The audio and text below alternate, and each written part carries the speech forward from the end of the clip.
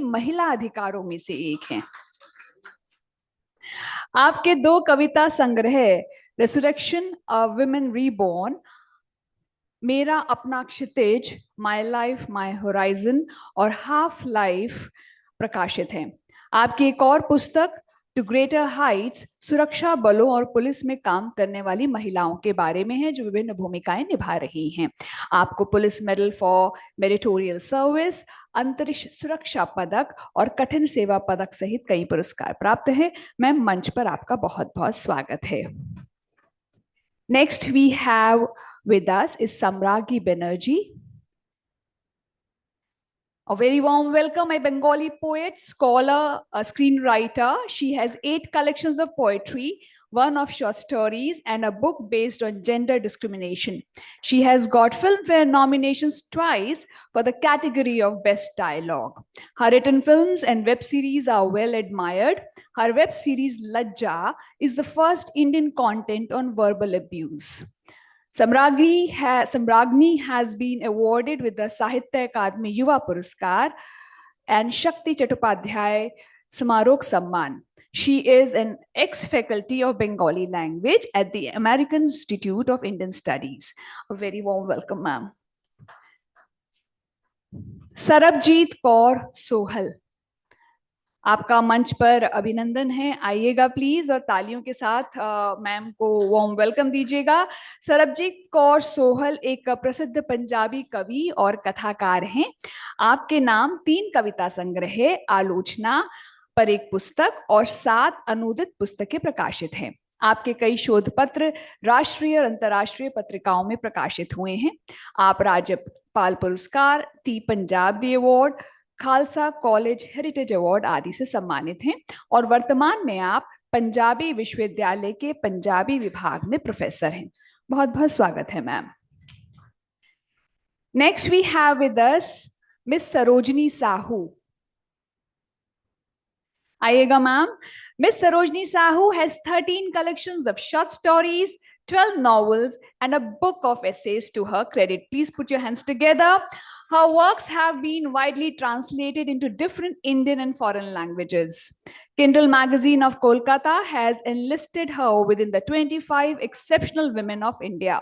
Sahu is a recipient of Odisha Sahitya Akademi Award, Jhankar Award, among others.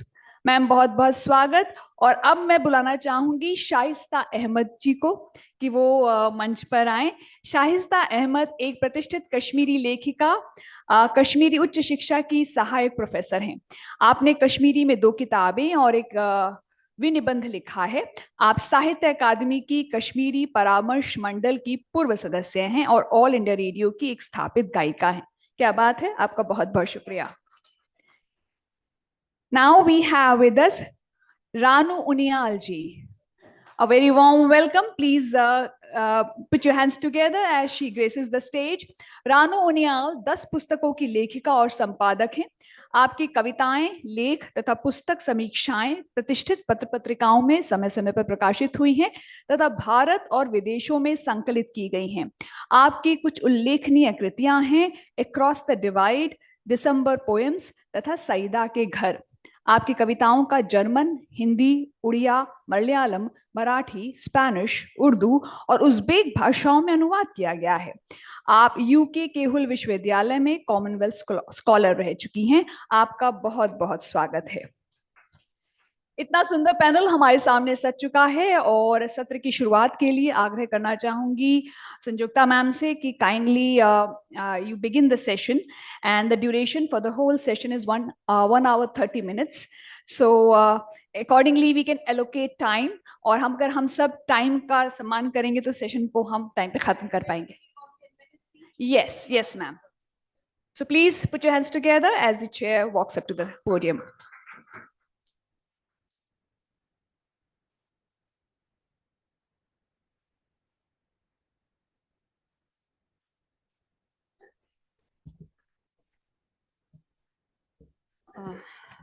Hello everyone, good afternoon. And after food for thought can be a little challenging, but let us try to come back to this particular session. Many of you were present in the earlier one, which went on for a longer time, and maybe some of you who had said that you would come and join us haven't been able to till now. But it's wonderful really to welcome the audience, because there is a significant gender imbalance here, and I find more men than women here. So this is the best way to begin a session on feminism in novels and short stories.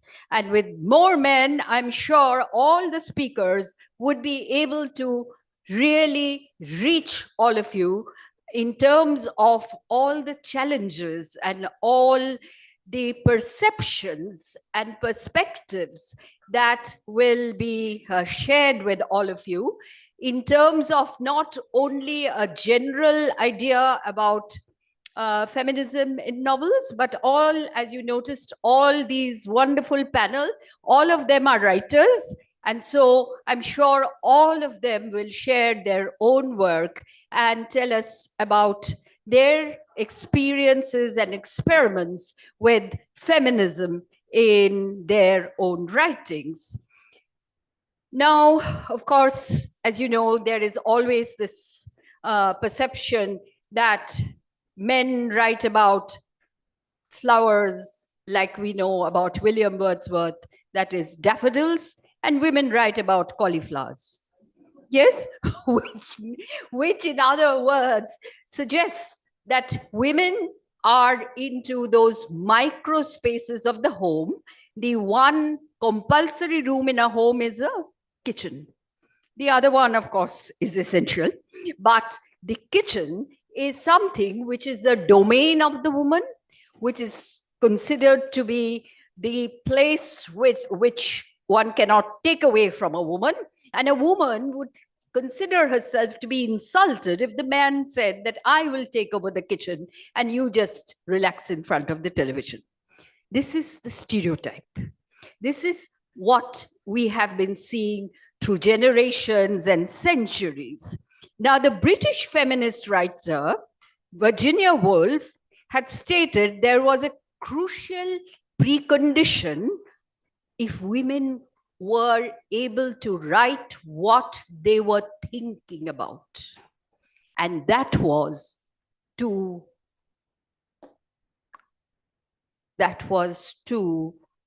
commit homicide.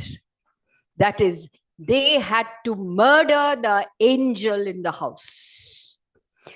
That is a very aggressive British image that is produced here, which means that the elimination of the angel in the house, what we know as the domestic goddess in our culture, is crucial. Because if you want to be very good, you cannot write what you're thinking. Yes? This is a conditioning that we have, and we have the brilliant feminist poet, Anamika, sitting here, and she very graciously and gracefully, by using the roses of irony, she's able to hint at and hit at the main problem in terms of women's identity.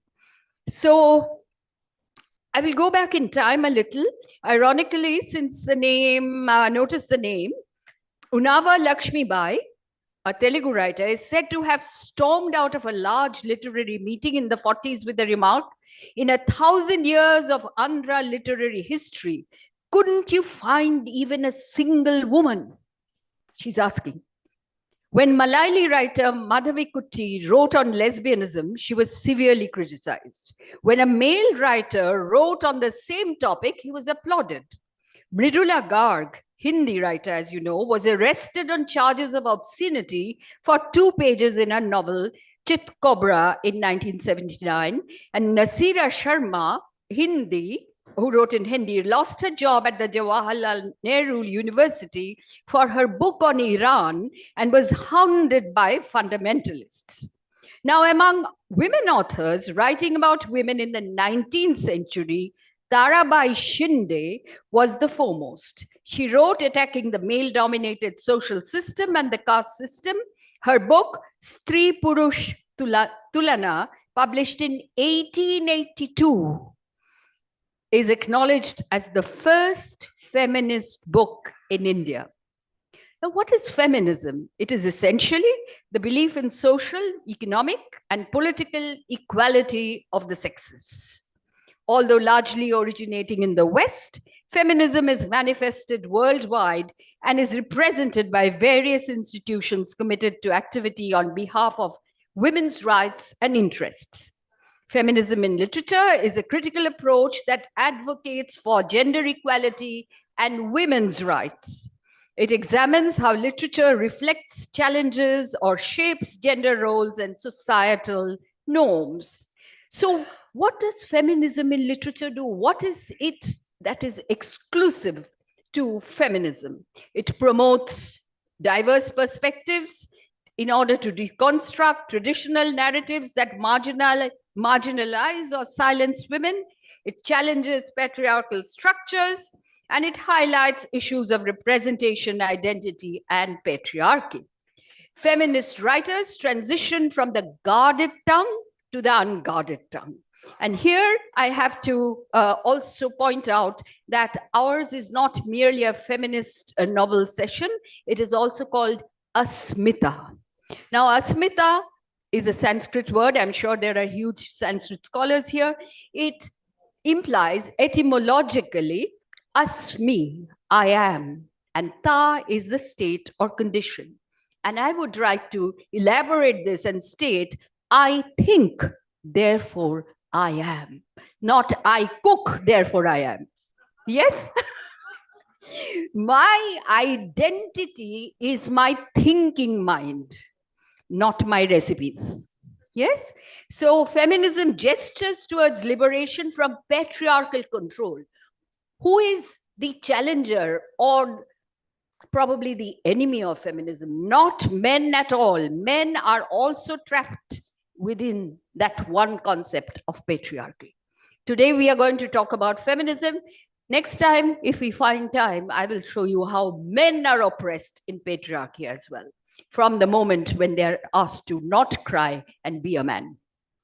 Yes? So, Asmita Resource Center, just a little bit of an anecdote. In 2003, a world conference was organized in Hyderabad. And there, of 70 women writers, some of the best women writers who were invited there to talk about whether they were writing what they were thinking. And most of them said that the hardest challenges for most women writers come from where? Come from within their families and within themselves. That is why it is necessary to eliminate the angel in the house, the domestic goddess.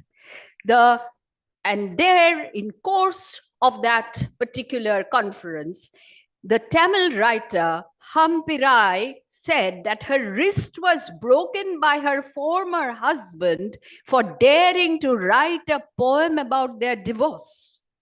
When women write of broken marriages, lesbianism, these are immediately extrapolated to their personal lives. And you know about Mahashweta Devi, you know about how she deconstructs and reconstructs the image of Draupadi as an active agent of social change, if you have read that particular story. And then Hindi poet Anamika points out that she has imposed a spiritual diet on herself. Family compulsions to be a good daughter, mother, wife, etc. have locked her into the good girl syndrome that the majority of women writers suffer from.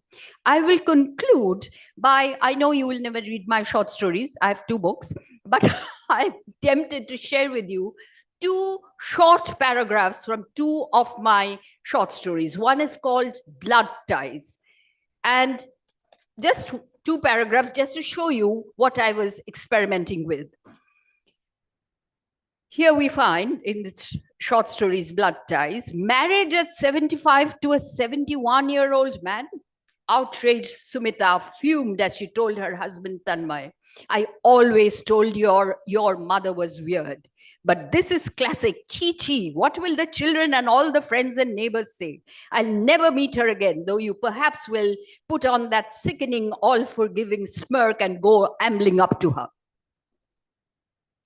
And Clonmoy, the husband, replies, really, Sumita, it's for you that I agreed readily when Ma suggested that she wanted to move to the old people's home called Happy Home.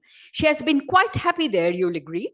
Free from domestic chores and squabbles, she has now time enough to devote to her sitar practice. Sometimes she always wanted something she had always wanted to do, but never could, as her job as principal of the school she helped to set up just didn't allow her any spare time.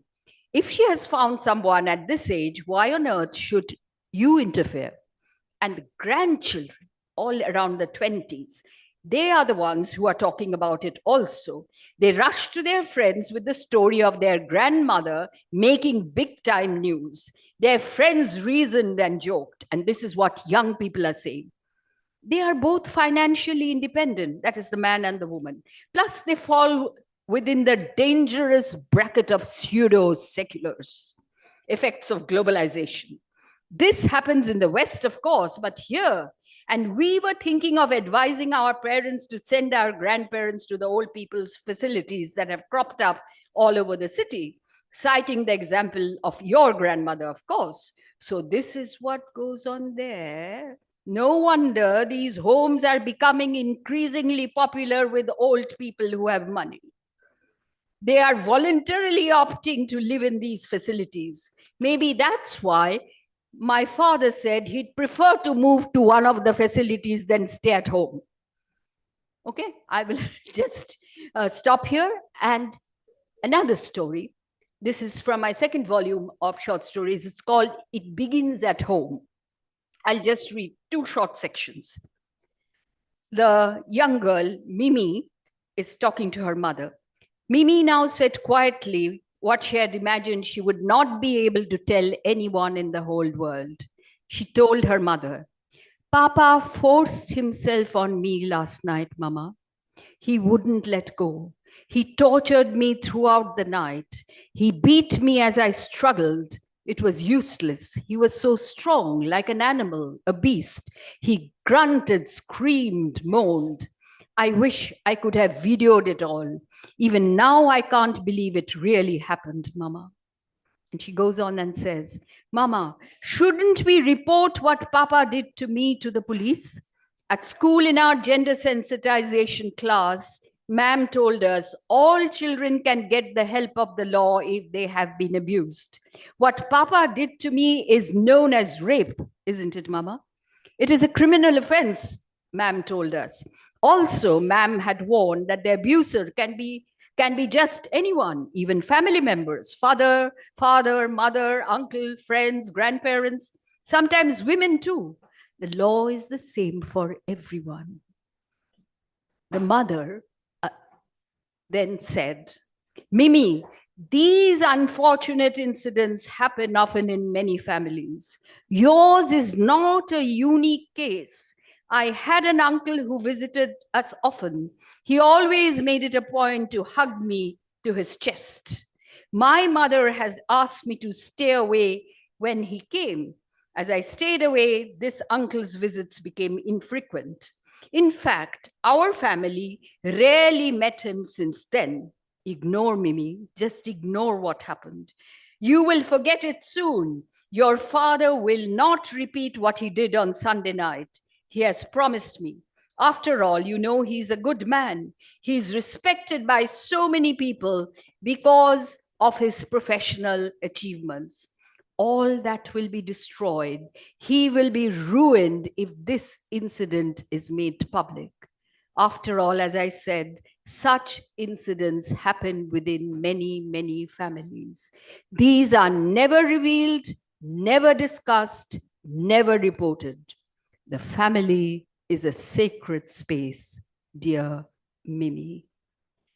So I will end here now and let us learn from the speakers. But this is what all of us here, I think, as we share our experiences, each other's experiences, will try to address in terms of breaking the silence, in terms of in the 21st century, after the first 25 years are already over, are women being able to write what they think? Are women being able to fill the gaps? And there I invite Neetu. Her name is Neetu, if you see on your program sheet, and she has dropped the patriarchal surname. Yes, that is her first assertion as a woman writer. And secondly, again, her own profession of being in the Indian police force is something outstanding. And so, Neetu, you tell us whether you write what you think. Thank you. Thank you, everyone.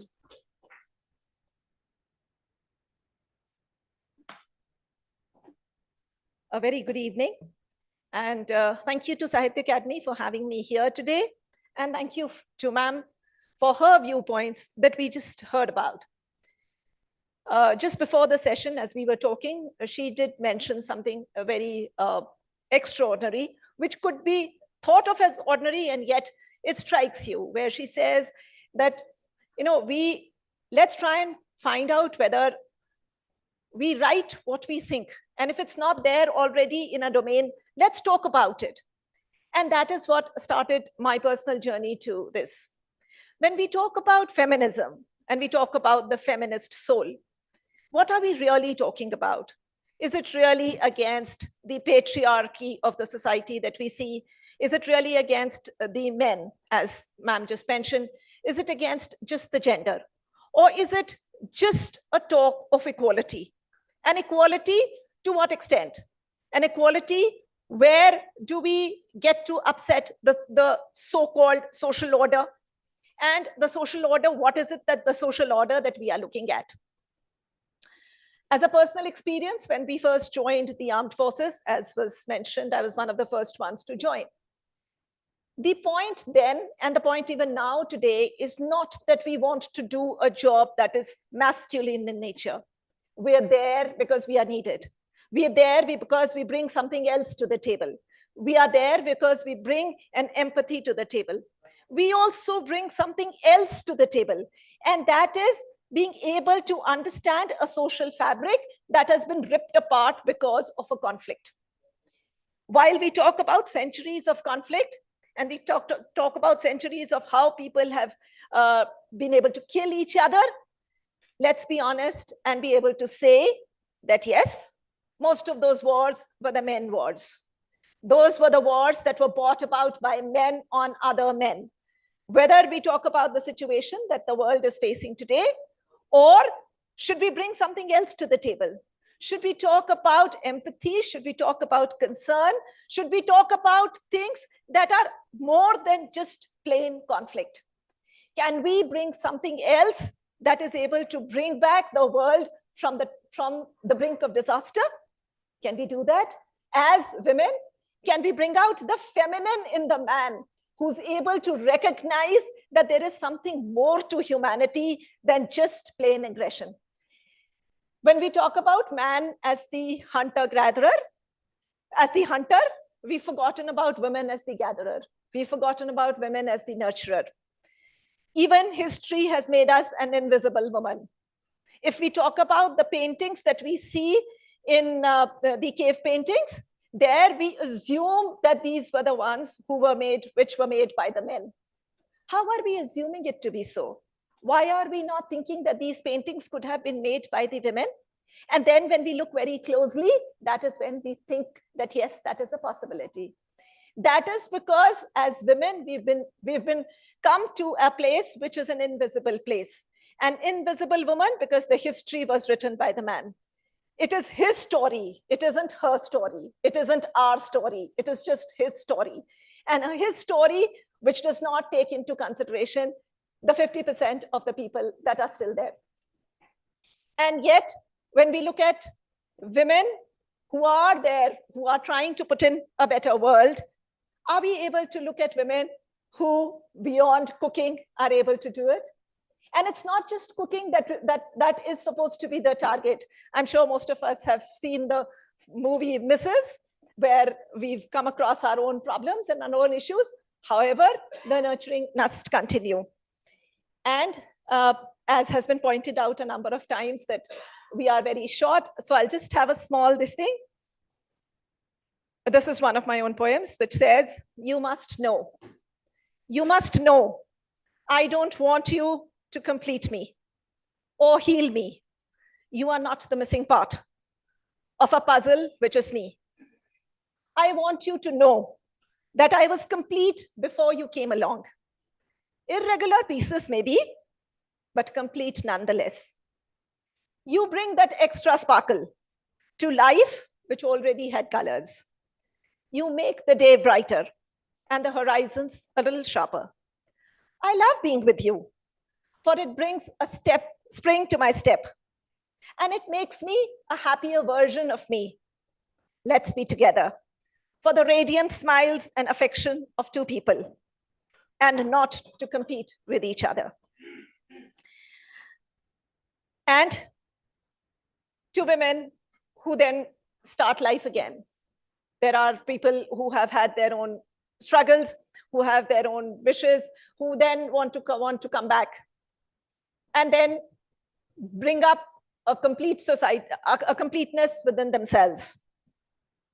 As you travel the road, a new you emerges. A you who has shed a skin.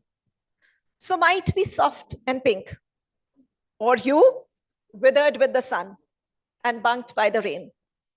A you who you may not recognize. A you who is but an alien. Grasp the stranger's hand, for she needs the touch. Feel the pulsating wrist as it beats a new tune. This new you needs empathy and understanding. Let her set the pace.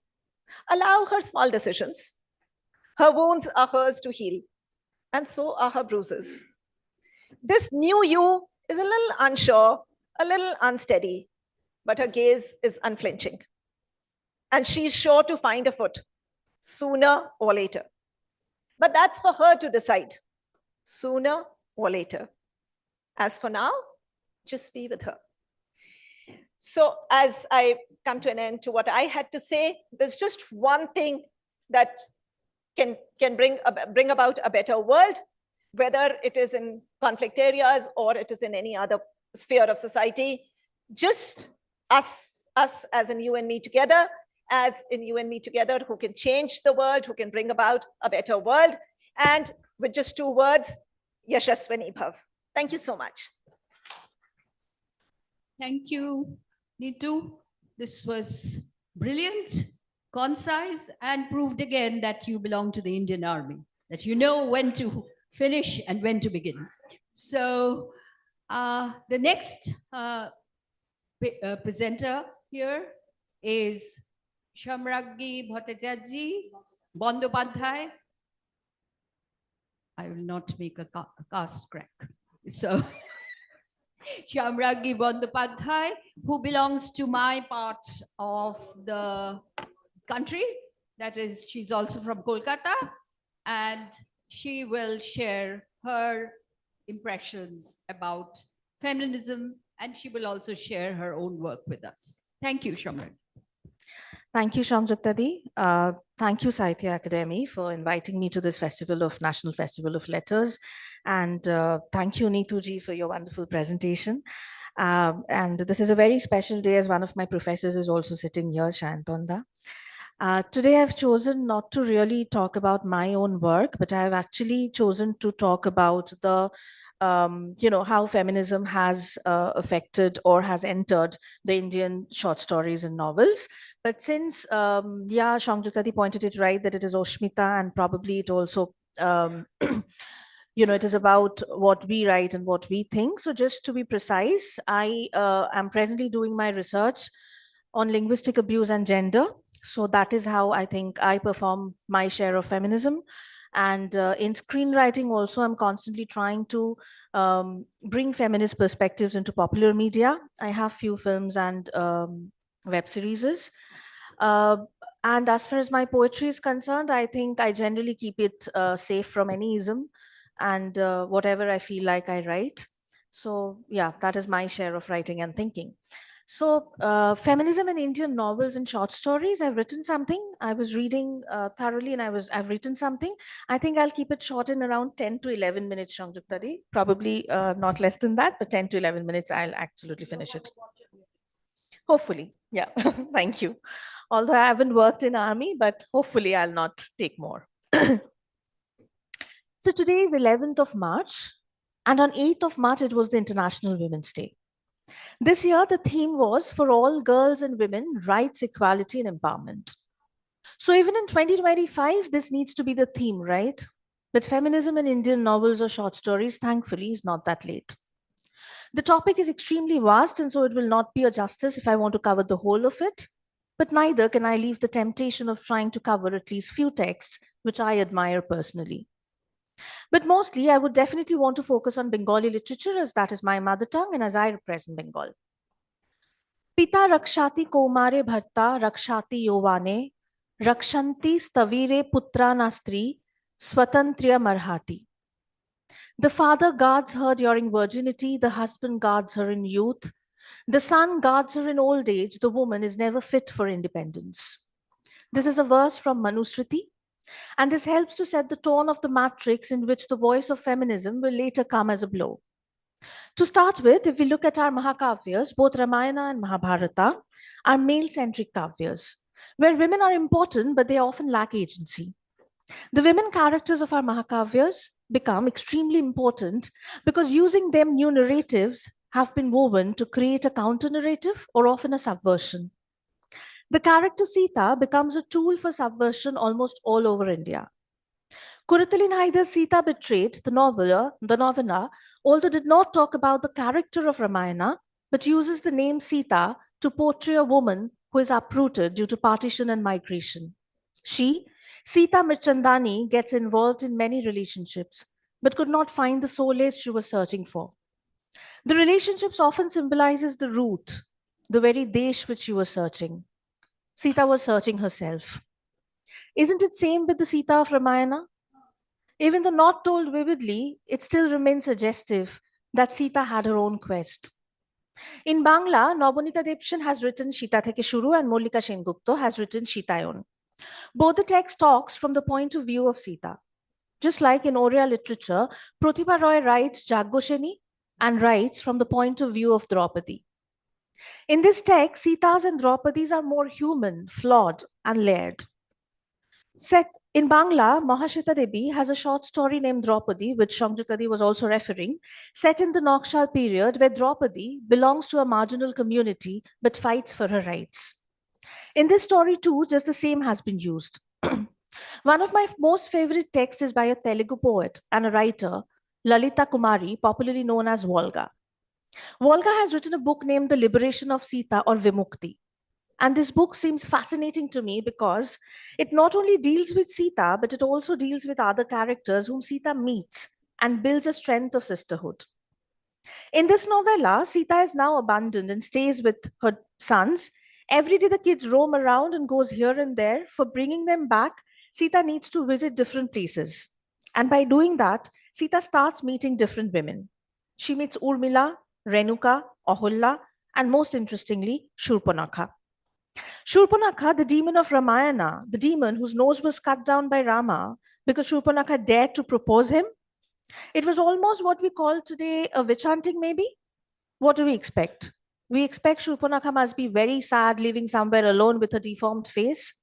But Volga shows that Shurpanakha now lives in a beautiful garden, wears flower garland, and still celebrates her beauty. Ram could not stop Shurpanakha from being beautiful because beauty is what Shurpanakha had within. Chita talked to Shurpanakha and is almost like the wife talking to the other woman, but strange enough, they do not bear any animosity towards each other, but rather they celebrate a sisterhood through deep conversation.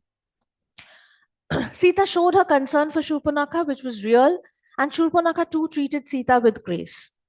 Down the ages, women have continued to bear the baton of patriarchy and have fought with each other. The mother-in-law, daughter-in-law fights, the sister-in-law fights, and so does the wife and the other woman fights. But in Vimukti, Volga changes this narrative. At the end of the book, when Ahulla asks that who will liberate them, Sita replies, we ourselves. But is it only Sita who has been used time and again as a tool for subversion? No.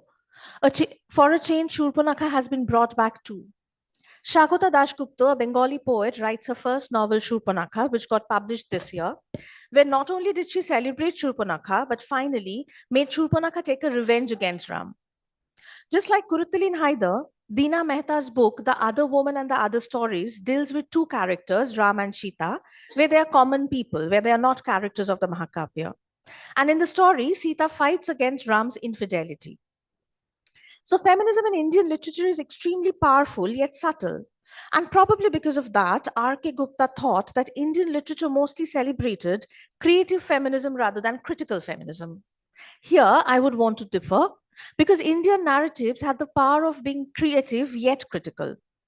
It is true that till a time, the suffering of women have been highlighted more, but we will see that in a mundane regularity of women characters in Indian literature, they have celebrated feminism by asking very pertinent questions, doing the correct act, and often by leaving the center stage as a protest.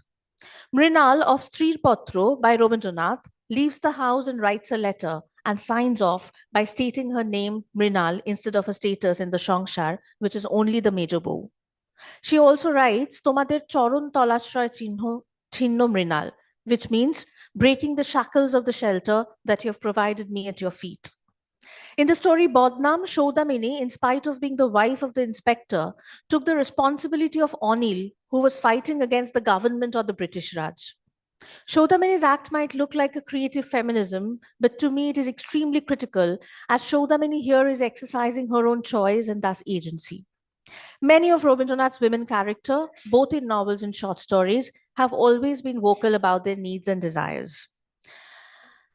Here I've written about Charulata, Noshtonir, Hoimo, Nirupama, but I'm just moving fast. So Nirupama of Denapauna remains significant because she fought against the dowry much before the anti-dowry law came into action.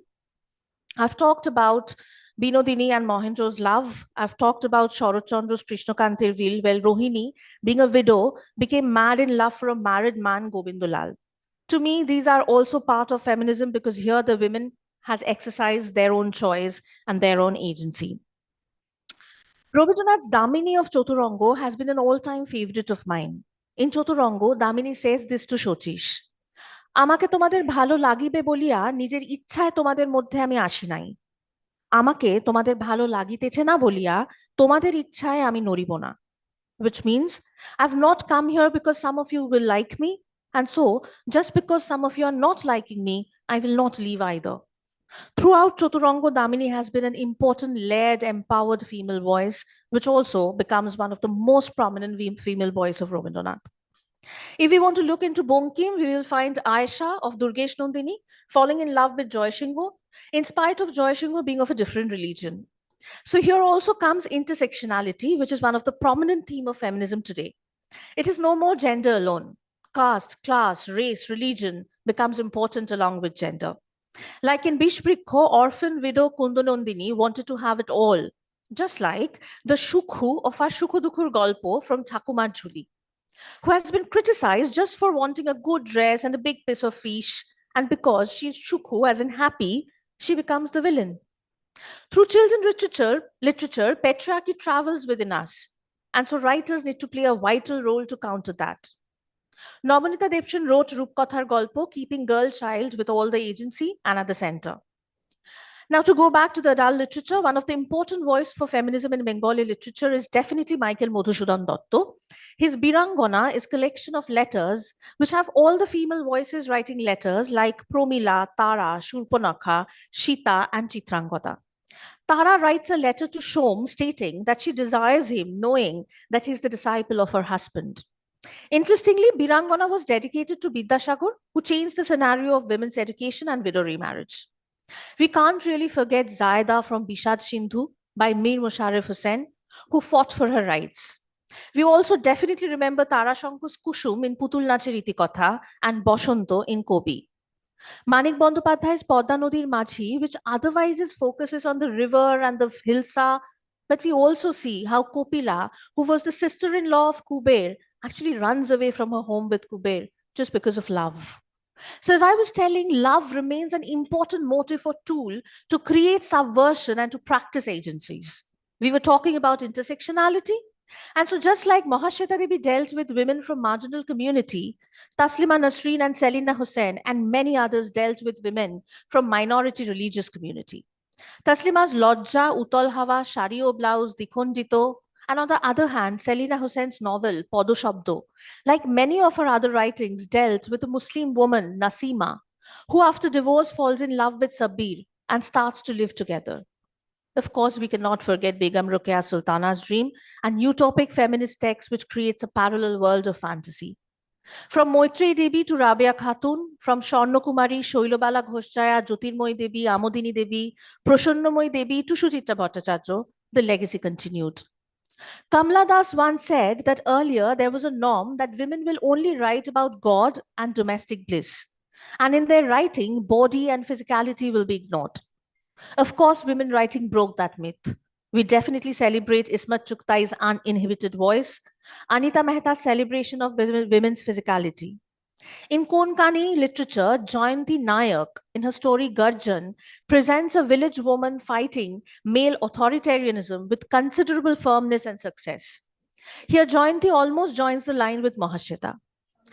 Yeah. How many minutes more? 2, 3? No minutes more? Okay. So since no minutes more, it's 0 minutes more, I'm just jumping towards the end. So do the wrapping up. Yeah, sure. Okay, so if I have to wrap up, let me just tell the points which I really want to make it. That is like Kobita Singh wrote Charjon Ragi Ramani. And this is somehow important to me because it was, we celebrate the angry young man era with Amitabh Bachchan. So writing a novel when named Charjon Ragi Ramani becomes extremely important to me in Bangla literature. So similarly, yes, I was continuing to talk about Rashundari Devi and everyone. I was also talking about Nayanthara Sehgal, who said one interesting thing. I'll just read quickly. I've always felt that armies of the world marched through my room as I wrote, and the paradise must be a place where there are no interruptions. So basically, Virginia Woolf was talking about room of one's own, and Nayanthara Sehgal was repeating that. But here I wanted to bring about Chandraboti, who was actually started writing Ramayana in a Shiv temple. So how space can become different and any space can become a writing space. And Indian tradition is a proof of that. So I really wanted to talk about that. Now I'm quickly going back a little, skipping a lot of things. That is the Middle Age. So although we say that the Middle Age is a dark era, I firmly believe that in Indian context, it is not. So especially if we want to look at the Mongol Kabbos here, the Dharma Mongol, the Chondi Mongol, and the Monusha Mongol, we will find a celebration of feminism there, especially with Monusha and Behula, and also with Pullora. We find a celebration of feminism because Monusha, being the illicit daughter of Shiva and with one blind eye, she had a deformed face, but she always fought for her rights and she made Chad Saudagar to do a worship of hers. And she was also a threat to Chad Saudagar's family. So celebrating Monusha, celebrating Behula makes us think that at least in Indian tradition, feminism is not only 50 years old or something like that. It dates back to, I can find it everywhere actually. So Jyotirmoyi Devi once said, "Meder kono itihash nei. There's no history of women." Although in Bangla, ancestors are called Purba Purush, but at least today we know that we have a long list of both Purba Purush and Purba Nari, to whom we should pay homage because for their feminism came in Indian literature. And today, we can proudly say that even in Indian novels and short stories, there's a history of women characters, there's a history of feminism. মেয়েদেরও নারীবাদের ইতিহাস আছে. From Monu to Monosha to Mahashweta, the journey is long and discussion worthy. Thankfully, the journey is still continuing and many writers like me has joined the force. Thank you so much. And I'm sorry if I've taken 2 minutes extra. Thank you, Shamraki. That was really a very, very competent feminist literary history beginning through the colonial and the post-colonial to the era of globalization. And it has been brilliantly structured. And may I congratulate you for also keeping a little almost within the time, I could say. And so may I invite the next presenter here, Sarbajit Kaur Sahal. As you notice that these are voices from all parts of India. And so there is also a sense of national integration as we move forward with the concept of feminism in creative writing, especially prose. Thank you, Thank you, Sarbajit. Please go ahead. हाजरीन, जब मैंने मंच पे बैठे देखा सबको, एक तो मैं ये बात बता दूं कि मेरी हिंदी थोड़ी सी कमजोर है, तो मैं भी उसमें थोड़े से शब्द पंजाबी के भी हों। आई थिंक वो समझ नहीं आएगा सबको।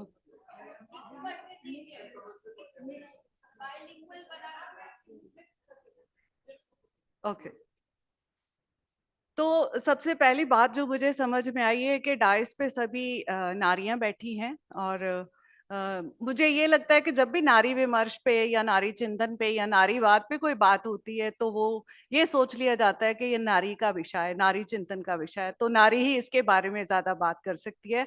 ऐसे ही जैसे अगर हमने दलित चेतना पे बात करनी हो तो वहां पे भी डाइस पे वही लोग होते हैं, सॉरी टू से मैं ये वर्ड नहीं बोलना चाहती, कि जो दलित राइटर होते हैं जो उस कैटेगरी से आते हैं। दूसरी बात जो मुझे लगती है कि हवा चलती है, या एक धर्म की हम बहुत बातें करते हैं और सबसे ज्यादा अधर्म जो है वो आगे बढ़ता जाता है। इसी तरह से नारी की भलाई के लिए हम बहुत बातें करते हैं, पर उसकी जो सिचुएशन पोजीशन है वो डिटीरियोरेट होती जा रही है। कहते हैं कि हवा भी चलती है तो वो थक के रुक जाती है, रेखाएं औरत के हाथ में होती हैं तो वो तकदीर आदमी के लिए होती है। औरत अपने ही घरों में बेगानगी हंडाती है, और औरत जिंदगी को देखती है, सूंघती है, पर जीती नहीं है, क्योंकि उसके पास एक तो जायदाद का हक भी नहीं है। और जब हम शुरू करते हैं बच्ची की परवरिश, तो जो पैतृक सत्ता है उसकी परवरिश के नाम पे हम इतना कुछ उसके फ्रेमवर्क में, उसके ब्रेन में डाल देते हैं, और उसको इस तरह से तराशा जाता है कि वो इस सारे के मकड़ जाल में फिक्स होती जाती है, उस फ्रेम में फिक्स हो जाती है। उससे आगे पीछे वो सोचना शायद सोच ही नहीं सकती। सो औरत के हिस्से की स्पेस जो है वो उससे छीन ली जाती है, और औरत जीने की कोशिश में पल पल मरती है। जब भी हम किसी बौद्धिकता की बात करें या इंटेलेक्ट की बात करते हैं तो तब वहां पे सोचा जाता है कि मेल है, ये बौद्धिक इंटेलेक्चुअल है, बुद्धिवान ज्यादा होगा औरत से। सो इस तरह से भी उसके साथ डिस्क्रिमिनेशन होता है। जब हम अपने चारों तरफ देखते हैं तो औरत के लिए जो भी इस संसार में है, इस समाज में है, वो सारा कुछ मर्द की प्रभुता दिखलाता है और मर्द के पक्ष में है। जितने भी नियम, कानून, कदरें, कीमतें, प्रतिमान, वो सारे औरत को दबाने वाले ही सामने आते हैं। तो ये सारी चीजें औरत को ज़हनी गुलामी की तरफ धकेल देती हैं, या फिर औरत सजावटी वस्तु बन जाती है या दुर्जैली होंद में चले जाती है। तो उसका सिर्फ शारीरिक शोषण ही नहीं होता, उसका भावुक शोषण भी होता है, उसके साथ व्यवहारिक शोषण भी किया जाता है और शाब्दिक शोषण भी होता है। तो बहुत सी औरतें जो हैं वो शारीरिक या फिजिकल, जो पढ़ी लिखी नहीं है वो इसको एक्सेप्ट कर लेती हैं, पर जो पढ़ी लिखी औरतें हैं वो भी व्यवहारिक और शाब्दिक शोषण का शिकार हो जाती हैं। ऐसे लगता है कि जैसे औरत निंद्रा में चल रही है और वो इसमें कुछ भी बदल नहीं सकती, क्योंकि उसके मन में ये जो कॉन्सेप्ट्स हैं इतने फिक्स किए हुए हैं, तो उसको बदलने में शायद अभी समय लगेगा। जब हम नारीवाद की बात करते हैं तो वेस्टर्न कॉन्सेप्ट की बात करें तो फिर सिमोन इरेगैरे या सीखू की बात होती है।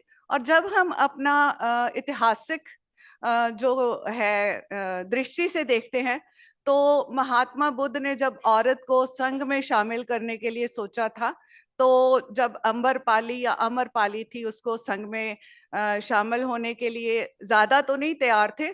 इसको हम आंशिक जो नारीवाद वहां से शुरू होने की बात करते हैं। और इसकी सबसे महानतम जो कह लें कि एग्जाम्पल है वो है गुरु नानक देव जी। गुरु नानक देव जी है तो उन्होंने कहा था कि परमात्मा ना नर है ना नारी है, वो अकाल पुरख है।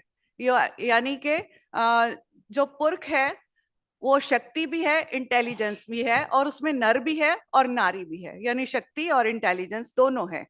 परमात्मा से मिलना है तो नारी रूप में, नारी के स्वरूप में भी हम मिल सकते हैं, क्योंकि नारी जो है वो सृजनात्मक और रचनात्मक सारी तरह की जो उसके पास कह लें कि गतिविधियां हैं या वो सारा ये देखती है। तो इतिहास में एक और एग्जाम्पल है हमारे पास मीराबाई की। जब उसको विवाह के लिए मजबूर किया जा रहा था तो उसने विद्रोह किया था, उसने सेक्रेड अवतार कृष्ण को मान के। तो ये भी एक तरह से उसका अवरोध करना या नाबरी की एक एग्जाम्पल है हमारी हिस्ट्री में। ब्रह्मांड जो है वो उसको सृजनात्मक कहते हैं, तो सेम ही जो नारी है वो भी सृजनात्मकता के गौरवशाली उसकी पैरोकार है। हमारी इतिहास में रानी झांसी हुई है, रजिया सुल्तानिया हुई है। एक शरीर से ज्यादा उनकी जो इंटेलेक्ट है या उनकी शक्ति है उसकी बात हुई है। अंग्रेजी में जब भी आलोचना होती है तो हम लोग ह्यूमन काइंड बोलते हैं, मैन काइंड नहीं यूज करते। हमें अपनी में भी पंजाबी में हम लोगों को भी अभी अपनी आलोचना की भाषा में भी तरमीम करनी पड़ेगी।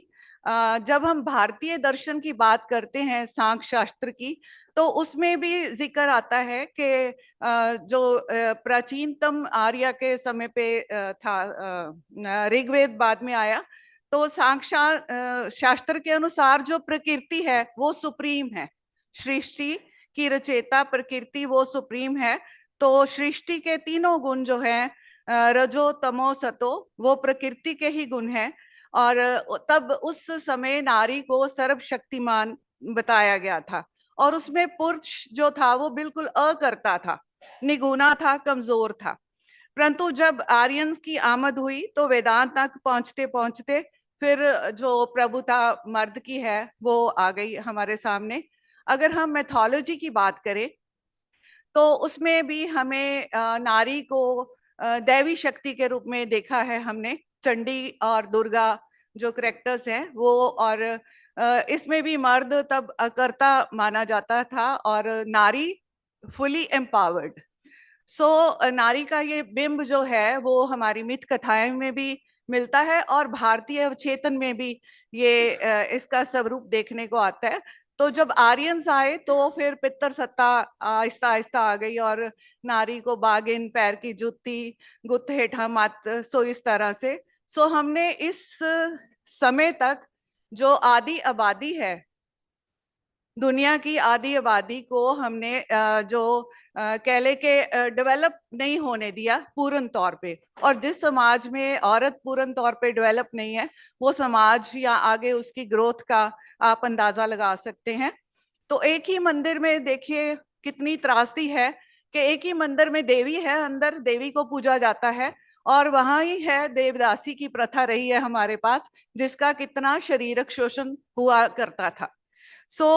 औरत जो है, एक बड़ा प्यारी बात जो मुझे समझ में आती है कि वो चेतना है, चेतना भी है, मुक्ति है और चरित्र।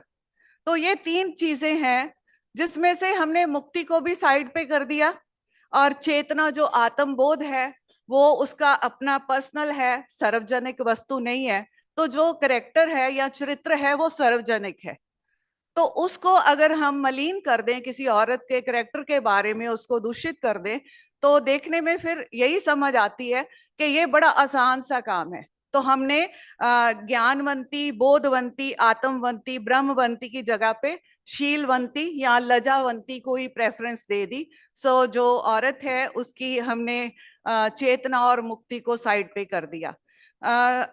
अब जब हम बात करेंगे, क्योंकि नारीवाद पंजाबी नावल और शॉर्ट स्टोरीज में मैं बात करूंगी इसके बारे में, तो 20वीं सदी से जो दूसरा पक्ष था तब नारीवाद के मुद्दे सामने आए थे। औरतों की आत्मनिर्भरता, पितृसत्तात्मक समाज में उनकी दशा और उनका जो शोषण हो रहा है उसकी बात हुई थी। इसमें अमृता प्रीतम को आप सभी जानते होंगे। अमृता प्रीतम का नावल था पिंजर, उसमें पूरो नायिका थी जो पार्टीशन का दर्द हंडाती है। इसी तरह से इस्मत चुगतई, उसकी कहानी है लिहाफ, वो भी औरत की सेक्सुअलिटी और उसकी आज़ादी की बात करती है। दीप कौर टिवाना का नावल फ्यूडल सिस्टम के बारे में है। अजीत कौर की कहानी खाना बदोश, वो फालतू औरत यानी औरत को फालतू बना दिया जाता है, उसका विषय है। इसी तरह से हमारी नई कहानीकार है सरगी है, उसकी हॉलीडे वाइफ, तृप्ता के सिंह की जरीब और एक दिन। और मैं भी कहानी लिखती हूँ, तो मेरी कहानियां तकरीबन सारी इंटरवल तो बाद, हसरत, तफ्तीश, कमबख्त, सेठी, बुर्ज खलीफा, ये सारी इसमें जो औरत शोषित हो रही है वो दिखाई गई है। सो जैसे मैं एक आध एग्जाम्पल देना चाहूंगी कि जैसे कहानी है तफ्तीश, तो इसमें एक लड़की है, उसका फादर उसका शोषण करता है, फिजिकल अब्यूज करता है बड़ी बेटी का। तो उसके बाद वो जब उसकी माँ जो है वो ये सारा कुछ सहन करती है। उसके भाई तब छोटे थे, भाई बड़े हो गए, तो जब उसका फादर उसकी छोटी बेटी पे आंख रखने लगा तब उसकी माँ ने उसका विरोध किया। तो वो हर समय अपनी बेटी को जैसे नजर के नीचे रखती थी। तो एक दिन वो फादर उसको पकड़ना चाहते हैं, उसके साथ अब्यूज करना चाहता है। तो तब उसके बेटे भी आ गए और माँ, और उन्होंने उसको उसका कत्ल कर दिया। कत्ल करने के बाद जो पुलिस ऑफिसर होता है वो तफ्तीश करता है इस सारी घटनाक्रम की। तो उसमें ये सामने आता है, जब उसको ये पता चलता है कि ये आदमी का चरित्र खराब था और वो अपनी बेटियों को अब्यूज कर रहा था, तो उसने एक तरह से कह ले कि उसका जो मन था उसने केस को भी थोड़ा कमजोर कर दिया और माँ और बेटी दोनों को केस से बाहर कर दिया। बेटों को ऊपर केस होता है और फिर वो थोड़ी देर के बाद वो भी छूट जाते हैं। तो ये सच में एक क्योंकि मेरे हस्बैंड भी पुलिस डिपार्टमेंट में AIG रहे हैं, तो मेरे पास वहां से बहुत सी शॉर्ट स्टोरीज आती है। सो मेरा कहने का मतलब ये है कि अब पंजाबी कहानी जो है वो उसमें क्राइम स्टोरीज भी आ रही हैं, और जो नारी या हमारी औरतें लिख रही हैं वो पूरी तरह से इसके बारे में कह लें कि, पर अभी भी एक बात है कि हम उसको उसका स्वरूप सामने तो ले आते हैं, नारी का दर्द तो सामने आ जाता है, लेकिन उससे निकलने का रास्ता जो है अभी भी कहीं ना कहीं हम नहीं उसको बता पाते। इसी तरह से जी मैं वाइंड अप कर देती हूँ। सो कुछ हमारे पास क्रांतिकारी रूप भी है स्टोरीज में, जैसे जो नारियां क्रांतिकारी भी हैं, जैसे मेरी स्टोरीज ही हैं। पुटकंडा है, मस्यादा चन, हाशिए ते सिलबटा, और इसी तरह से वर्जनामा जो है उसको उल्लंघती भी हैं औरतें। और मेरी एक प्रोस की है जो अभी द ब्लीडिंग वुमेन, वो प्रोज की बुक है और उसमें सारी बुक में इसी बारे में, नारी के शोषण के बारे में ही बात की गई है, उसकी जो सेल्फ रिस्पेक्ट है। तो इसमें इतिहास मूलक पात्र भी हैं हमारे पास, जिसमें हमारा एक नावल है दीवा बले सारी रात, गुरचरण रामपुरी का, और कौरव सभा है जिसमें द्रौपदी की त्रासदी को पेश किया गया है। इसी तरह भाई वीर सिंह का नावल है बहादुर सिख औरत की बात करता है। सो अहल्या के बारे में बलदेव सिंह सड़कनामा ने अभी लिखा है, गौतम बुद्ध की जो पत्नी है अहल्या, उसके दर्द को भी बयान किया गया है। और अभी लास्टली रानी जिंदा के ऊपर जो महाराजा रंजीत सिंह की लास्ट वाइफ थी, छोटी सबसे, उसके बारे में भी नावल आया। सो अंत में मैं ये कहूंगी कि नारीवादी सिर्फ नारी लेखक नहीं हो सकते, मर्द लेखक भी हो सकते हैं। और हमारी जो इंडियन मिथोलॉजी है, अगर हम उससे भी प्रेरणा ले तो औरत सशक्त हो सकती है। सो औरत को अपना आप पहचानना पड़ेगा, सेल्फ रिस्पेक्ट को समझना पड़ेगा। सो पंजाबी कहानी और पंजाबी नावल जो है वो अन्य भारतीय भाषाओं के सामने बहुत ही अच्छी उनकी जो गौरवशाली पहचान है। सो इस तरह से मैं कहूंगी कि आज के दिन हमने इन सभी बातों के ऊपर विचार चर्चा की और मैं धन्यवाद करना चाहूंगी साहित्य अकेडमी का, जिन्होंने मुझे ये आपके समक्ष ये बातें करने का मौका दिया। बहुत धन्यवाद। Thank you, Sarabjit. Of course, you said औरत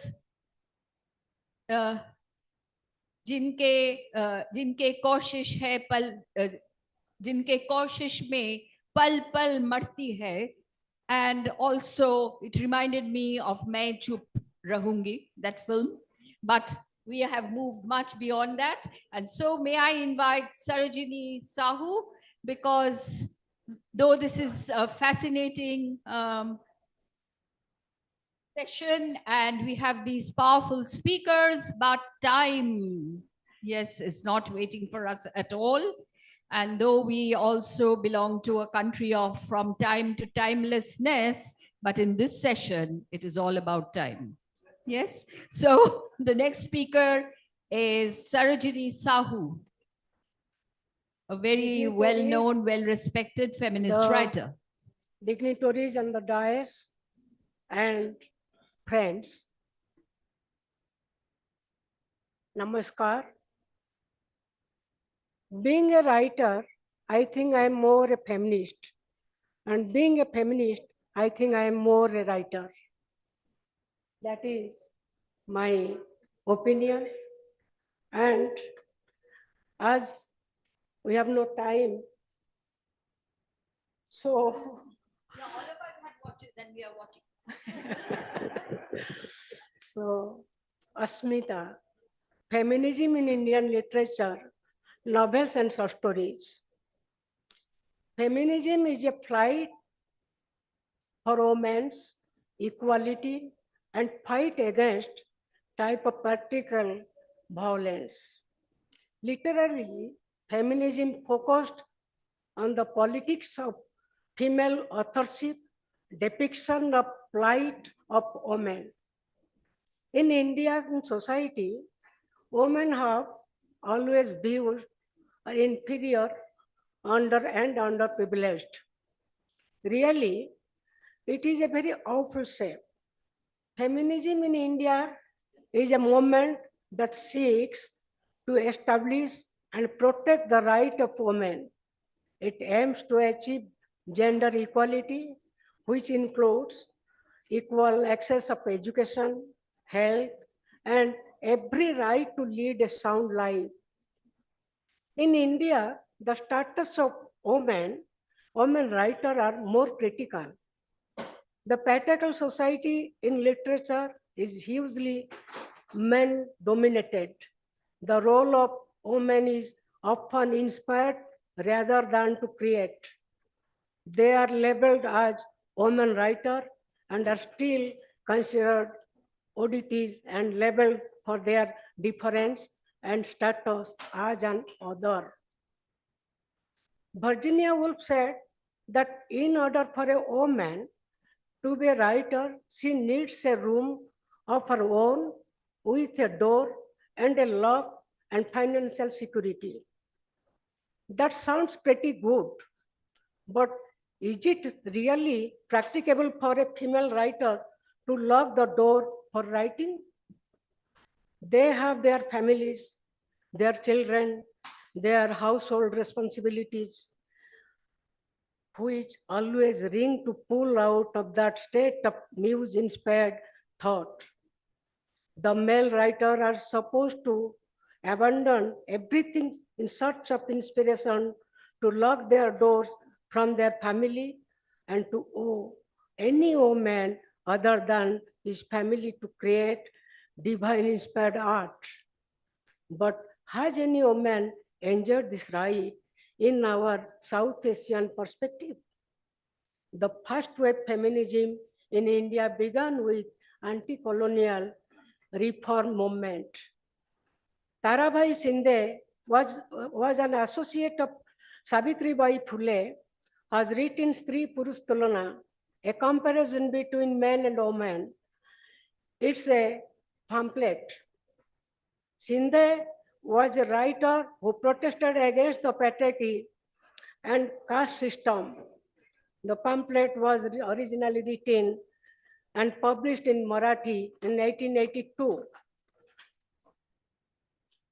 In 1898, after the 16 years of Sri Purush Tulana, Rebati, a short story, was written by Fakirmohan Senapati, a landmark story in Indian fiction with many extraordinary and advanced qualities in comparison with other stories written at that time in Indian literature. It is the first story written about common middle class woman's life. The story of that time were most probably based on royal family. It is a great story which dealt with the feminism, especially the right of women's education. Rebati is a country girl of Odisha, had intended to read and learn more, though she could not manage to learn many devotional songs and memorize the verse of Bhagavad Gita. Her father, Syamabandhu Mohanty, a village tax collector for local landlord Jamidar, arranged a private tutor, Vasudev Mahapatra, popularly known as Basu Master in village. Rebati's grandmother was against such type of liberation to Rebati as she thought reading and writing were not meant for girl. The story turned into a tragic mode when Syamabandhu and his wife died due to cholera. Jamidar overthrew the facilities given Syamabandhu and his family. His family was in distress. Basu Master came forward to take responsibility, but God was more cruel and Basu Master also died in cholera too. Rebati's grandma began to believe that this misfortune were coming as a course of Rebati's education. She rebuked Rebati for her unusual role for showing interest in male culture. Rebati mentally broken and fell sick and last died, leaving her grandma alone. Some critics try to project this story confined to women's education, but really it is the story, first Indian story, which deals with women's identity, Asmita. In colonial India, child marriage along with it brought some problems such as increased birth rate, poor health of women due to repeated childbearing, and a high mortality rate of women and children. The use of able Pardap system is in North India is widely prevalent in 19th century. It was such a it was used to protect the women from the eyes of foreign ruler who invade India. In medieval period, but this system curtailed the freedom of women. It was no doubt a trauma for a girl get herself married before she reaches puberty when she was not.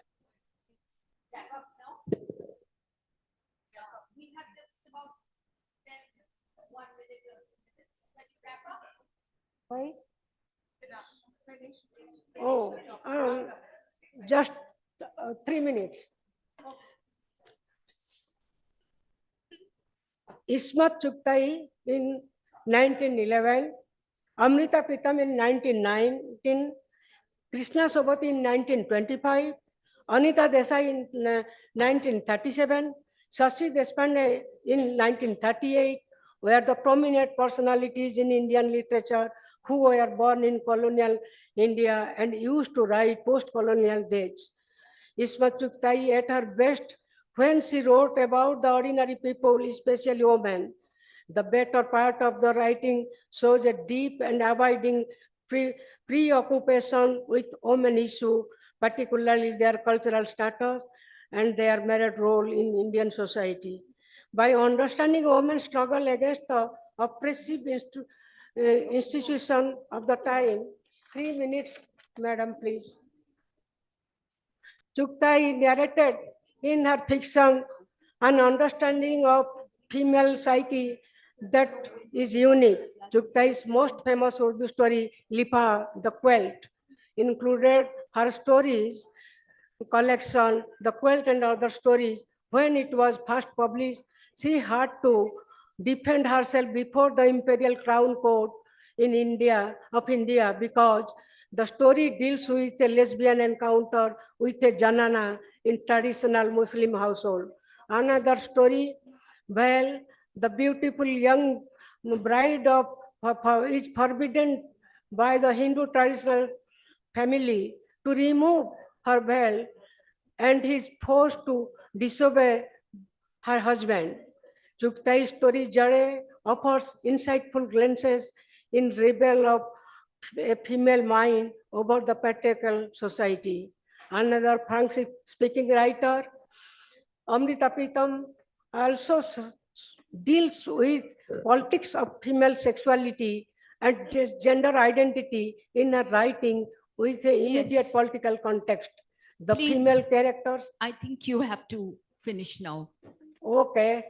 I'm very sorry about this, but there is another session coming up and we have just about 15 minutes and another group will just come in. Thank you. And then what will happen is something I shudder to think. So, therefore, I would, I'm very, very sorry about that, Sarojini, but you prepared for Orissa. And there is another Orissa expert sitting here. His mother is a very famous writer, as you know. His mother is a very famous writer, as you know. Yeah. So, and she's having her centenary year. Yeah. So, may I invite the next speaker?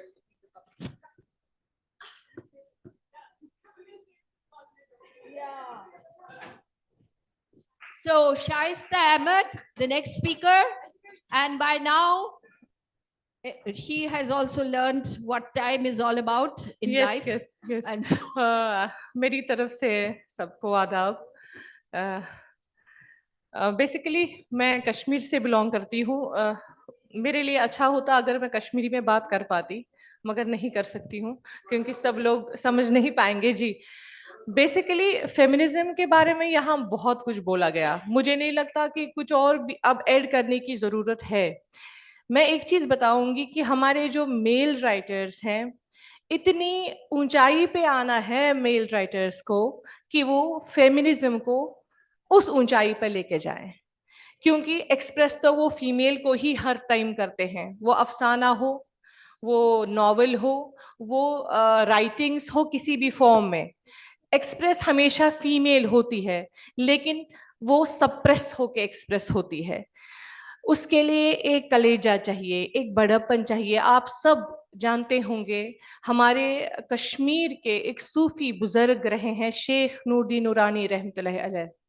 वो अपने अपने एक couplet में बोलते हैं, तस पद्मा पोरिच लले, तस पद्मा पोरिच लले, येम गले अमृत चौ, सोई में अवतार लले, तिथि में वर दितम दिवो. इसका मतलब है शेख नूरदीन नूरानी अपनी एरा की एक फीमेल पोएट पे बात करते हैं जिनका नाम ललेश्वरी यानी ललदेद है.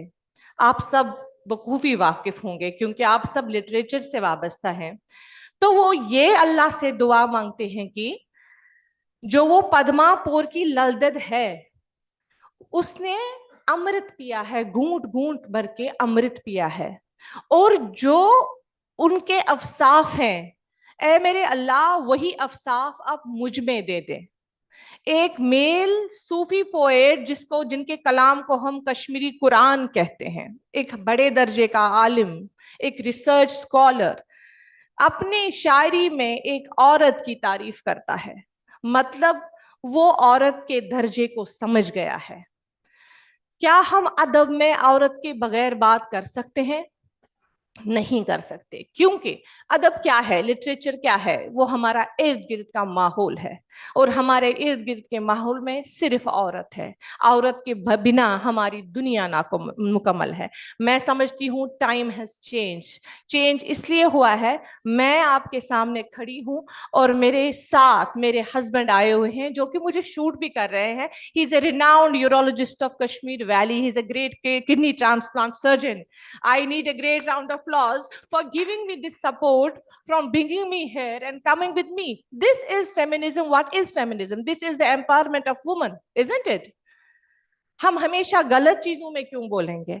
हमने लास्ट ईयर अपने कॉलेज में, चूंकि मैं कश्मीरी पढ़ाती हूँ, कॉलेज लेवल पे पढ़ाती हूँ, हमने एक सेमिनार किया और हमने उसमें जितने भी मर्द आए थे, हमने बोला कि आज सब लोग जाके घर में चाय बनाइए। ठीक, अपने जो आपकी वाइफ्स हैं वो काम पे आएंगी या हाउस वाइफ्स इवन है, तो आप एक चाय का कप उनको बना के दीजिए। लेकिन हमारा माइंडसेट भी है, हम फीमेल्स का माइंडसेट भी, नहीं, चाय तो हमने ही बनानी है, खाना हमने ही पकाना है। तो जब उन्होंने बनाया तो एक उसमें से एक उनकी मिसेज ने कहा है कि अभी मैं मर गई हूं क्या, जब मैं मर जाऊंगी तब आप मेरे लिए चाय बनाना। So this should not be the approach. I have seen my husband making roti for me. See, this is what is, you have to give yourself वो एक आपको उजागर करना है अपने आप को। सी, अब कश्मीर की बात करें तो हमारा जो नॉवल है या ड्रामा है वो तो आजादी के बाद आ गया, तो उसमें बहुत सारे मेल राइटर्स हैं। तो हमेशा था कि एक औरत का ऐसा डोमिनेटिंग एक फिगर आ रहा था सामने कि वो देख के बेचारी लाचार औरत बेचारी। लेकिन उसके बाद हमारी जो कश्मीरी में हमारी बहुत सारी फीमेल राइटर्स, जिनमें से मैं कुछ का नाम यहाँ लेना चाहूंगी, जो कि नीलोफर नाज है, ताज बेगम रिंजू जी है, शिमला मुफ्ती जी है, प्रोफेसर महफूजा जान है, प्रोफेसर नुसरत जान है, और हमारे सोहनलाल कौल साहब है जिनको रिसेंटली साहित्य अकेडमी अवार्ड भी मिला है नॉवेल्स के लिए। तो मैं समझती हूँ कि हमें अपने तक है सारा। हमारी एक फीमेल पोएट है कश्मीर की, she is a poet, she is not a short story writer, हबा खातून, may be you may be familiar with her. उनका एक वर्स है, यावन म्यानी किरमिज पट, यावन म्यानी किरमिज पट, कम्युवान रंग ने आख, म्यानोजोन अतर सटे अकेलटी हमना। मीन्स कि मेरा जो याउन है, याउन मीन्स यूथ। आप एक कुरकुरा कपड़ा हो जिसको अभी कहीं किसी डायर के पास नहीं लिया गया, किसी कहीं पर रंगा नहीं गया, लेकिन आपको किस वाले डायर के पास आप पे कौन सा रंग चढ़ेगा? मीन्स कि मेरी डेस्टिनी मुझे कहाँ ले जाती है मुझे पता नहीं है। लेकिन मुझे ये भी पता है कि जब हम बहुत सारे टाइम पे एक कपड़े को बंद रखते हैं, उसमें कीड़ा लग जाता है, तो वही कीड़ा हम लोगों की जिंदगी में लग जाता है जब हम अपने आप को अपलिफ्ट नहीं करेंगे। It's we have to need ourselves, we have to uplift ourselves, we don't have to blame males only, because males cannot do anything unless we are to be blamed. हमें खुद अपने आप को बदलना है। For this I thank साहित्य academy very much। उन्होंने मुझे यहाँ आने की दावत दी। मैं इतना बोल सकती हूँ और इतना बोला जा सकता है फेमिनिज्म पे, मगर मुझे नहीं लगता नीड है। We have one more speaker here, so I should give time to her also. Thank you so much. Thank you, Shaista, for finishing before time. Yes, so for that, if there is a medal, you can give it to her. And so, yes, so she's made some very pertinent points. And may I invite Ranu Unial to go to the podium. And of course, she talked about men not being able to cook, but the problem lies in the fact that the men cook brilliantly as chefs in all the 5-star restaurants, and the puchka wala is there, not a puchka wali. But if you don't pay, they will not make a cup of tea. Unpaid domestic labor is for women. And that again is called labor of love. Kitna cheating baat hai. Okay. Now Ranu Unial, very, very well-known poet, bilingual writer. She's going to make her presentation within 10 minutes. Thank you, Sahitya Academy. And thank you to all the respected members of the audience. Lunch के बाद नींद का समय होता है, और कैसे आप झपकियों के बीच में भी हम सबको सुनते रहे, इसके लिए आपका बहुत बहुत शुक्रिया। औरत तेरी अजमत का पैकर ही ख्याली है, कदमों में तेरे जन्नत, दामन तेरा खाली है। You know, as I was packing my bags to get ready for my trip to Delhi, I was reminded of a short story by Rashid Jahan, Dilli Ki Sair. This is a story which was written sometime in 1930s. And this woman from Faridabad to Delhi, she describes that journey from Faridabad to Delhi when she goes by train. And there, her husband leaves her at the station, at the platform. He goes away with his friends, enjoys, and she is there sitting covered in a burqa, watching people come and go. And then when he comes back, he returns. He says, "Chalo puri kha le." She says, "Tumhare saath to koi jannat mein bhi na jaye." Now, this one very pertinent sentence by Rashid Jahan sums up the very idea of womanhood and feminism. You see, when we talk of feminism, we always say it is something which is a parody of Western feminism. No, it is not. Because I'm reminded of these writers who belong to the pre-independence period. Rashid Jahan was one of them, who was not just a writer, but she was an activist. In fact, she was a gynecologist by profession, and in her life, she would meet these women. They would come to her clinic and she treated them, and she came in close contact with them. She would look after their bodies. And as she interacted with them, she realized that what was important for women, apart from education, was access to good medical care. And you have to read her stories, some of them like Bejuban, Wo, Asif Jahan Ki Bahu, wherein she also, talks about women's right to property, inheritance. As far as property rights are concerned, it is there in Islam, but when it comes to practicing it, it is absolutely, it's a subject which is neglected, and men do not want to talk about it. Now, this Rashid Jahan, who wrote in 30s, was an activist, was a freedom fighter, was a nationalist. She was the one who actually inspired many of the women writers like Quratullah Haider, Ismat Chugtai, and many more. I'm going to primarily refer to some of the women writers from Uttar Pradesh, and I'm reminded of Nasira Sharma. Now, Nasira Sharma's short story, Sangasar, which is about being stoned to death, is again a story of a woman who commits adultery. She's married, and yet, you see, she enters the domain of desire. Now, desire is something which is considered to be a taboo in the realm of women. And this woman challenges that. She falls in love, gets into a relationship. And primarily, these are the stories which are set up in the 1970s and 80s of Iran. And in the story, what happens? The crime is committed, but it's the woman who is imprisoned. And the punishment is that she is stoned to death. But before her death, she's asked what is her last wish.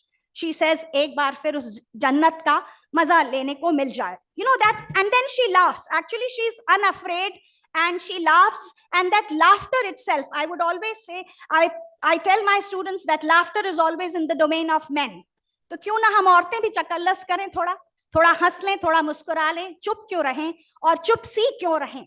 Because laughter has always been considered to be a transgression of sorts in women's writing. We talked about Mahashweta Devi, where Draupadi's story, you see, if you go back to the ancient Draupadi, it was her laughter, that laughter of hers which led to her disrobing in public. Now, that kind of a thing, that event, the act that was committed was a sign of transgression, but then it changed the course of entire Indian civilization.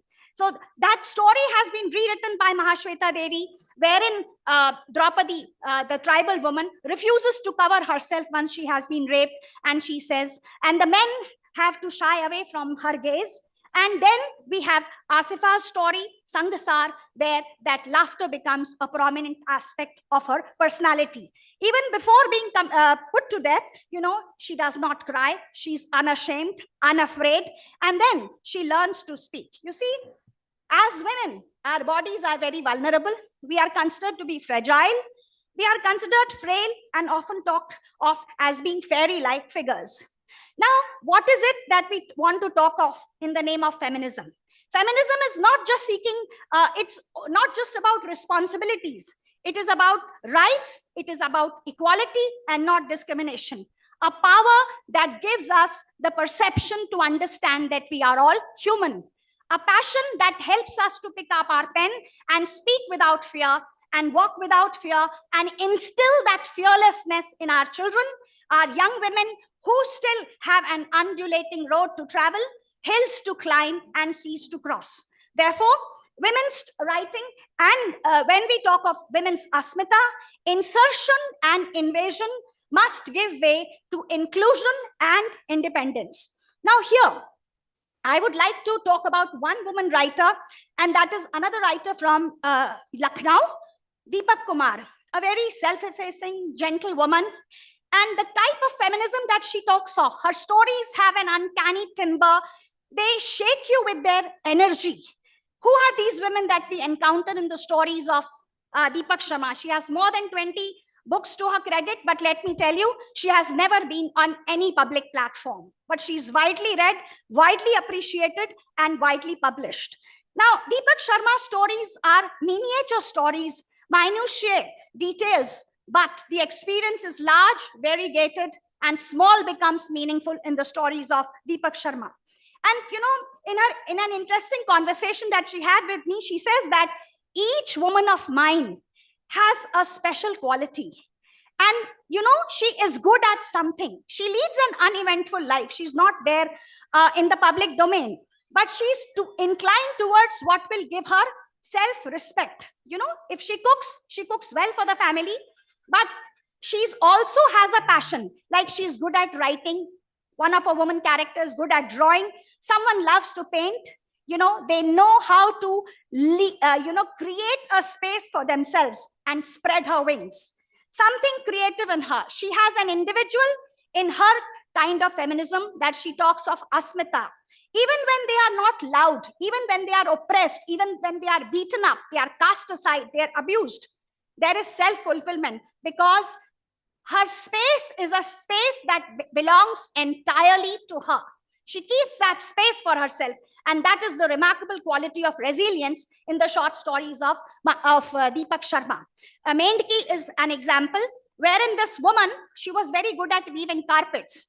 And because of that passion for weaving carpets, her husband one day in a moment of anger, he pushes her to such an extent that he tells her, "Jao kood jao," and she jumps into the well, because she says, "I would rather choose my vocation than choose to live a life which has no meaning." Another story that she has is a story of a woman who is a principal of a college and is disabled. Now, disability and women. Now, these are the two barriers. And in a co-educational college, she becomes the principal and she fights against those forces. But this story, the title of the story is Rana Nad, the battle cry. Here, there is a message that strength lies in being true to one's values, and therefore, it is important for one to follow rules. Without taking much of your time, we see that having drawn from Woolf's argument that we must look back through our mothers. You see, in Indian literature, when we talk of feminism, when we talk of women's identity, we also talk of the role of mother. Kuputro jayata pachidapi kumata na bhavati. Now, this is something which gives a lot of value to motherhood. But then there are women writers like Anita Desai, who challenges this notion that motherhood brings absolute freedom and satisfaction to women. And certainly not biological mothers. So in Clear Light of Day, she has a character called Bim, who is not a biological mother, but she plays the role of a mother, and she's also true to her vocation. So matrophobia or matrophobic, the desire to be like, not to be like one's mother, is often a subject which is taken up by women writers. And then in Fire on the Mountain, the main character, the great grandmother, says, what does she say at the end of the day? "Let me be, leave me alone. A tree is what I want to be." Now, every girl dreads the life of her mother, and yet the mother remains a part of her consciousness. It is something that she can never get away from. And having said this, I would like to conclude with this idea that the history of human civilization has been one of contraries, battle between evil and good. The world has always revolved around what the powerful could do to the powerless, what strong could do to the weak, and what rich have done to the poor.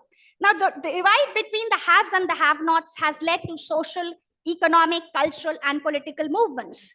Cunning, avarice, greed, and lust have been the trademark of the rich, while the poor have been compelled to serve without are compelled to serve, submit, and struggle for the basics of their life. One often asks why. Why is it that in our society just a handful thrive and millions suffer? Why is it that a handful of white people could control the entire world of our side? The conflict has always been between the powerful and the powerless, and women's writing has come up in its own. It has, it is the power of the pen that has given the women writers the strength and the courage to carve a niche for themselves. It is time for us, and I'm reminded of a शेर which says, "न रास्ते ही में ठहरे, न अपने घर जाएं, ये फैसले की घड़ी है, चलो बिखर जाएं." Thank you. बहुत खूब रानू, टाइम में खत्म किया. And now, since Sarojini is a little sad, she couldn't refer to the women of Orissa who write feminist text. For 2 or 3 minutes, she will say a few words about that. Please bear with all of us. It was my fault that she was running beyond the assigned time, and I asked her to stop, but she has about 3 pages, and she will try to say whatever she can about women writers of Orissa in the next 3 minutes. Sorry again with you. So,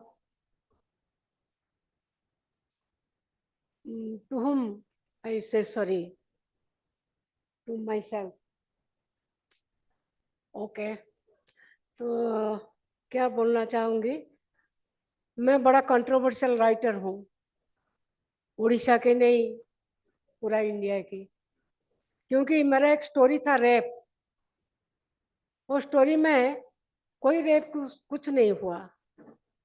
एक औरत सपना देखा रात को, कोई दूसरे मर्द के साथ उसका कुछ रिलेशनशिप हो गया, अपने हस्बैंड को बोल दी कि ऐसा ऐसा रात को ऐसा सपना देखेंगे. हस्बैंड बोला, है मेरा भी मन है, ऐसे बोल दिया, और तुरंत फिर एक स्माइल डाल दी.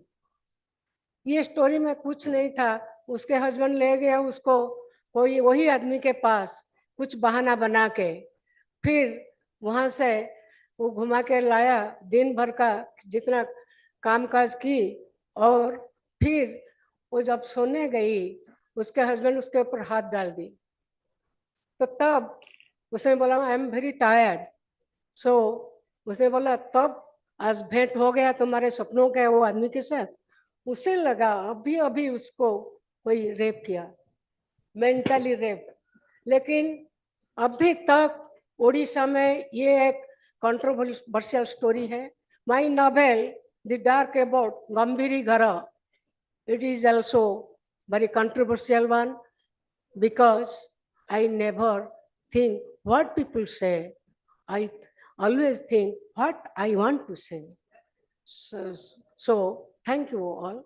I have nothing to say. This session would have been incomplete without these little understanding of the work that Sarojini has done. Very, very feminist writing that she has been working on for a long time, for many decades. So we are very, very glad to have all of you on the panel. They were all brilliant and all struggling with time. Thank you. जब यहाँ पर progressive writings और नारीवाद की बात आ रही है, तो मुझे अमृता प्रीतम की बायोग्राफी रसीदी टिकट का एक लाइन याद आई, जहाँ वो कहती हैं कि मेरे अंदर की औरत मेरे अंदर के लेखक से हमेशा ही दूसरे स्थान पे रही है. यानी कि रचना करने के लिए समाज द्वारा बनाई गई औरत की परिभाषा को पीछे धकेलना पड़ता है और तभी रचना हो पाती है. और आज ऐसी रचनाकार हमारे सामने सारी गुनाहगार औरतें हैं जो अहले जब्बा की तमकनत से ना रौब खाएं, ना हाथ जोड़ें, ना सर झुकाएं. ये वो गुनाहगार औरतें हैं, इनके लिए ताली बजा दी जाए. So I would request all of you to kindly come forward. इस इन मेजों के आगे आ जाएं तो एक ग्रुप फोटोग्राफ हो जाए.